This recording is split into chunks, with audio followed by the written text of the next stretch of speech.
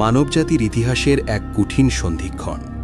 আদম আলাইহির অনেক প্রজন্ম পর মানুষ যখন সত্যপথ ভুলে মূর্তি পূজা আর শিরকের অন্ধকারে ডুবে গেল, তখন তাদের সংশোধনের জন্য আল্লাহ পাঠালেন নূহ আলাইহিকে।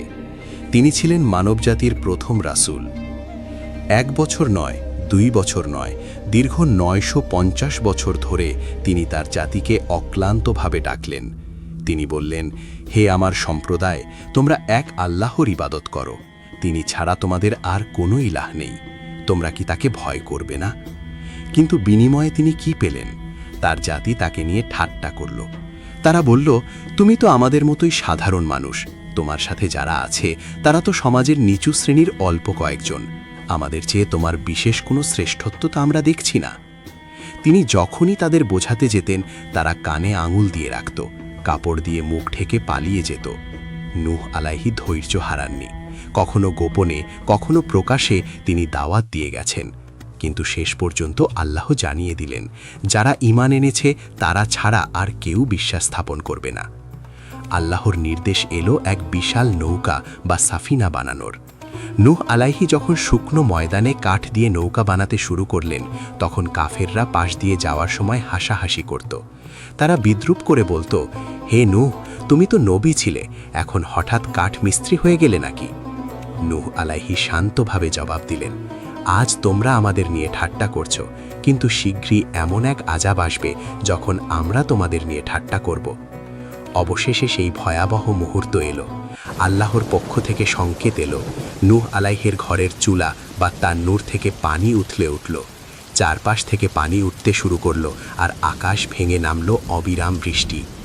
আল্লাহর নির্দেশে নূহ আলাইহি নৌকায় তুলে নিলেন প্রতিটি প্রাণীর এক এক জোড়া এবং হাতে গোনা সেই কয়েকজন বিশ্বাসীকে।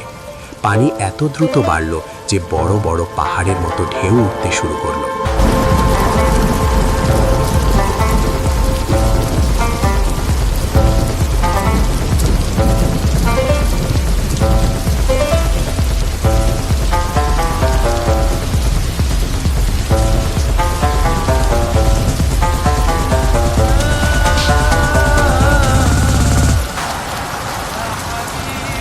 প্লাবনের সেই উত্তাল ঢেউয়ের মধ্যে নূহ আলাইহি দেখলেন তার অবিশ্বাসী ছেলে কেনানকে।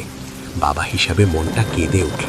তিনি ডাক দিয়ে বললেন, বাবা, আমাদের সাথে নৌকায় উঠে এসো, কাফেরদের সাথে থেকো না। অহংকারী ছেলে জবাব দিল, আমি পাহাড়ে উঠে যাব, পাহাড় আমাকে পানি থেকে বাঁচাবে। কিন্তু নূহ আলাইহি জানতেন আজ রেহাই নেই। তিনি বললেন, আজ আল্লাহর রহমত ছাড়া কেউ বাঁচতে পারবে না। মুহূর্তের মধ্যেই এক বিশাল ঢেউ এসে ছেলেকে ভাসিয়ে নিয়ে গেল। নূহ আলাইহির চোখের সামনেই তার সন্তান ডুবে মারা গেল। প্লাবনের শেষ ও নতুন শুরু।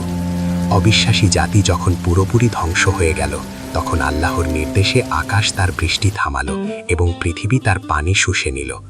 নৌকা গিয়ে থামল জুদি পর্বতের চূড়ায়।